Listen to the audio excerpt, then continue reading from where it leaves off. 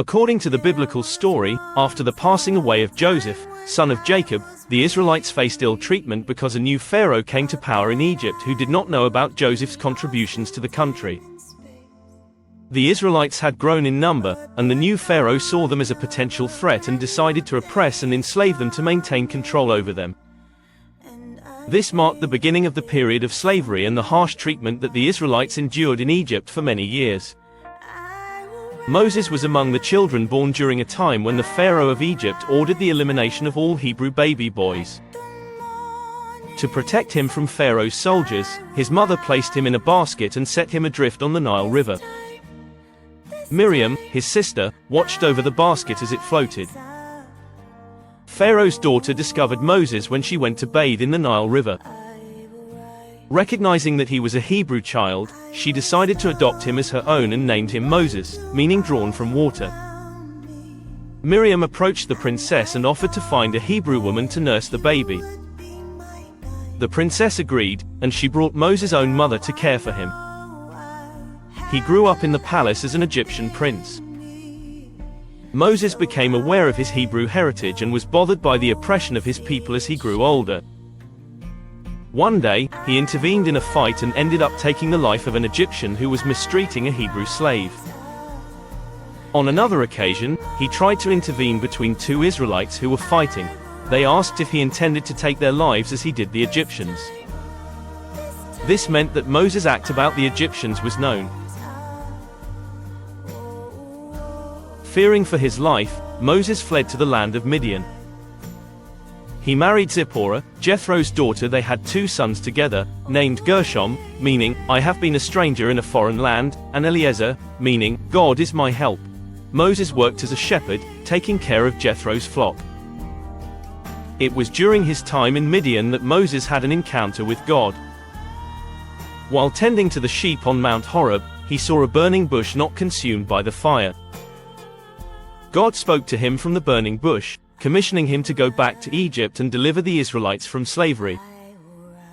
Moses and his brother Aaron approached Pharaoh and requested that he let the Israelites go into the wilderness to hold a feast for their God, but he refused. Moses warned him of the plagues that would come upon Egypt if he did not let them go. Over the course of several meetings, God performed miraculous signs and wonders through Moses, the 10 plagues, including turning the Nile River into blood, to demonstrate his power and convince Pharaoh to let the Israelites go.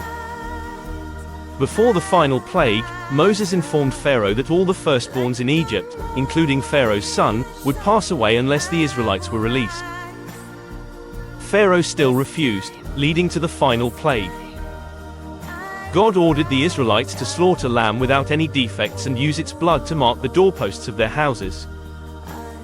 This act was a sign for God to pass over those houses and spare the firstborns. The lamb must be roasted and eaten along with unleavened bread and bitter herbs. They were to eat the meal in haste, with their loins girded, sandals on their feet, and staff in hand, ready to leave Egypt. After the passing away of the firstborns, Pharaoh finally allowed the Israelites to leave Egypt, and they began their journey towards the promised land. They were led by a pillar of fire at night and a cloud during the day. God instructed Moses to use his rod to part the Red Sea. Pharaoh with his army pursued the Israelites, but the sea closed back, drowning them. The Israelites relied on manna, provided by God, for sustenance. Moses faced challenges related to leadership and maintaining order among the Israelites.